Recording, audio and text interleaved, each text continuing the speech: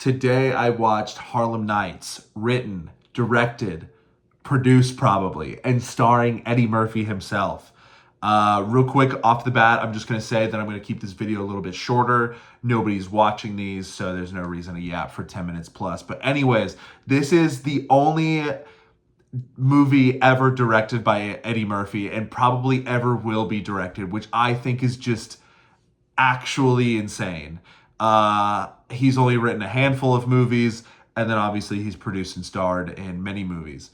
I'm gonna say right off the bat, dude, this is not a bad movie. I think it's a really, yeah, I think it's two separate movies. That's one really good and one not so good, and it kind of conflicts and makes it a, we'll just say a mixed bag of a watch.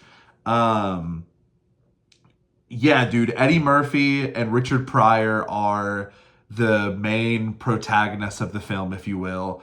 Richard Pryor owns a illegitimate casino club type vibe. Eddie Murphy is his illegitimate son, basically, and they run this club together. It's your classic. Did I say that it was a period piece? It's set in 1930s. It's your like classic like early 1900s mob story. I mean, again, it's not really a mob story because they're not mobsters. Richard Pryor literally says that in the film to Eddie Murphy's character. Anyway, dude, so this movie is right off the bat, you can tell trying to be very serious, trying to be a very intense mob drama type vibe. And in the beginning, I was like, yeah, that's fine. It's not that good, but it's fine. Like we'll move past it. But then as the movie progressed, there started to be more and more like comedic bits. Eddie Murphy's personality would no longer be this character, but just Eddie Murphy himself. And it would start to throw you for a loop. Like there's a couple bits in this movie that would literally like lead me to tears. They're so funny. If this was like a comedy. But the issue is it's not a comedy, and it's a movie trying to get me to take it very seriously. So the comedy just feels out of place and uncomfortable. There's a bit where a guy is chasing Eddie Murphy's character in a car behind him, car chase, and he's like crying because he thinks Eddie Murphy murdered his brother. And he's like crying in such a ridiculous, funny way that I'm like, this is comedic gold, but I can't even enjoy it because I don't know what they're trying to get me to feel. Like, I'm like, do you want me to take you serious or not? Anyway, very, very unique watch, I'll say. But I don't think it should have been Eddie Murphy's last film, dude.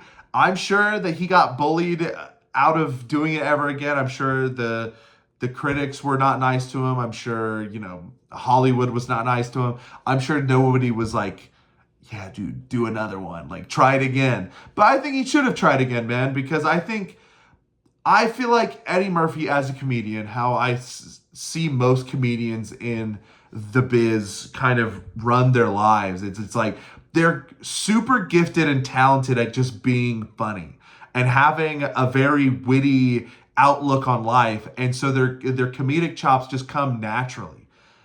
But most of them want to almost be taken serious in other ways and want to be I'm a serious actor, or I can do more than just comedy, as if comedy is like a second rate like entertainment style. Anyway, and so it feels like there's this conflict within Eddie Murphy of like, I'm a serious director and I want to be taken serious, but also I'm really funny and that's actually what I'm good at and I don't even have to try. And yeah, dude, so I think if he would have almost like refined his style over a couple more films, if he would have just leaned a bit more into, I would say, the silliness aspects and trying to like, you can bring drama into comedy movies, but you can't have your cake and eat it too. You can't have a drama movie with just like some of the zaniest comedic bits of all time. Anyway, I'm already yapping too long. I was gonna try to keep this at 2 minutes. That's never gonna happen, I'm sure. But yeah, dude, Harlem Nights, I gave a 2.5 out of 5. I think there's something there, and I wish Eddie Murphy would have taken a couple of cracks at the bat. At this point, I don't think he'll ever go back. I don't see Eddie Murphy being like, let's go for number two. This movie was made in 1989. I didn't preface that before, and I'm prefacing that because I assume most of you have never watched this, and not most of you watching, but most of you that could watch this because nobody's watching these. Already want to quit, but I'm not gonna quit. I'm gonna keep going. A little depressed tonight. Weird.